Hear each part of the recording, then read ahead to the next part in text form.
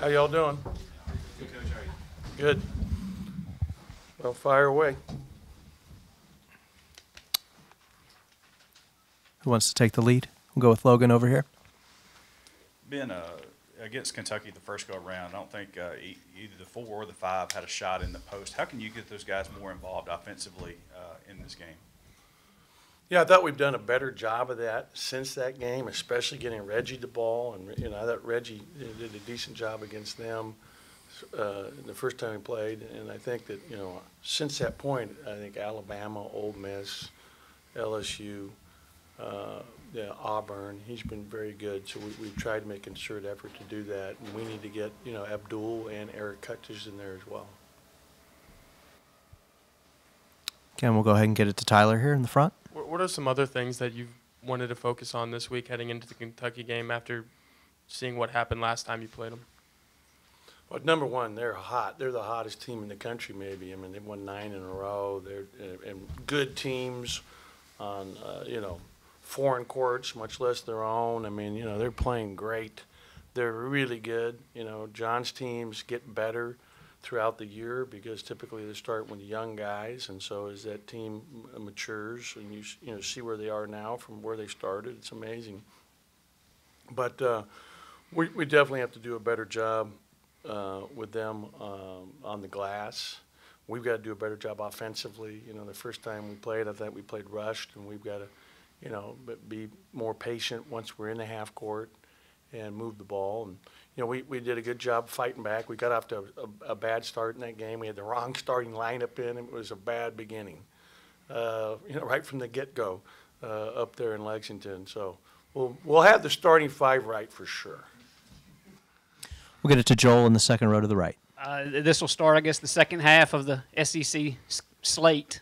Just halfway through the SEC schedule. Yeah, start off with an easy one, right? Yes, right. That's right. Half, here we go. Halfway through, how do you feel about your team and where they're at and tournament chances and just all that? Do you feel still pretty good about your team at this point? Yeah, I like our team. I mean, our team has had a very good year. I mean, this is an unbelievable gauntlet that is the SEC. And, bottom line is, that's what we're going through, and we've got to deal with it. Go ahead, Brian. 3 weeks in a row, you've lost the midweek game, but then 2 weeks in a row, you've won the weekend game. What's the message, or how is your team getting to be where they can bounce back from these midweek losses and come in on the weekend and play strong? If I knew that, then I would be, a genius. But bottom line is, that's the way it's fallen here in recent. I don't know that there's truly a pattern there that has anything to do with us. But, this is, a huge game for us because it's one of the best teams in the country and maybe the hottest team in the country right now. Coming into our place, we'll have a great crowd. It's sold out, so we're excited about that. And, we just want to come out and hang it all out there and just play as hard as we can. And that's what we want to do every night. And I thought we played, tremendously hard last game against LSU, and I did a poor job managing our minutes, and that was, one of the big reasons we lost the game. And, I said that after the game. In retrospect, I still feel that way. Two-part question. When you lose a game like you did the other night in that fashion, obviously it's a really tough loss.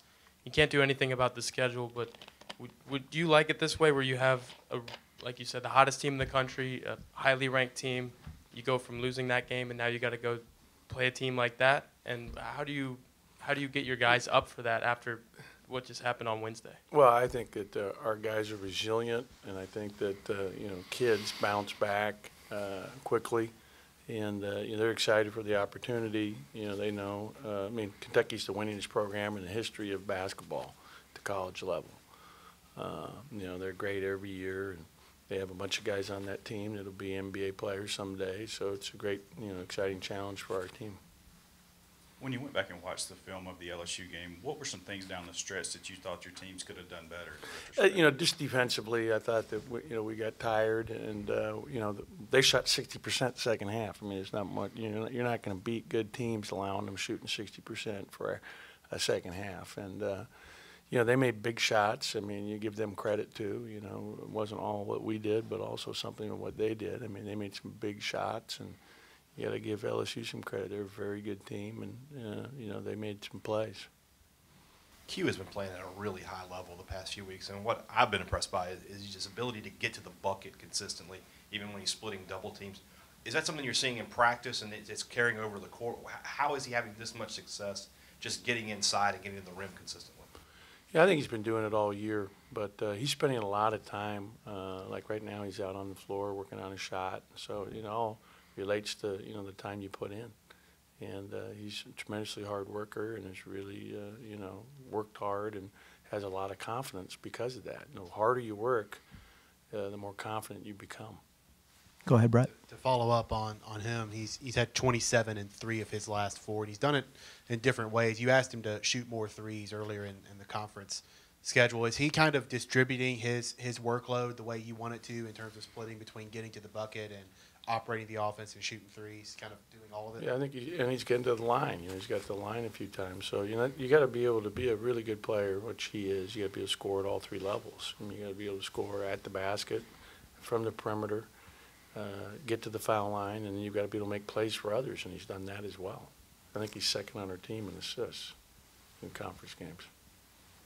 Staying with the Q theme, do you think it maybe it's because he's a senior, he's seeing this year coming to a close? Like we mentioned, it's halfway through the SEC season. Do you think him being a senior and what really wanting to do have a good ending for this team? He's fighting his heart out, and I played him too many minutes the other night, especially in the second half and the overtime, and he was exhausted at the end, but he was really, had us on his back on the offensive end, and so there's no question that he has the most experience other than Eric, and so he gets it, and he's just playing his heart out, and that's what you want all your guys to do.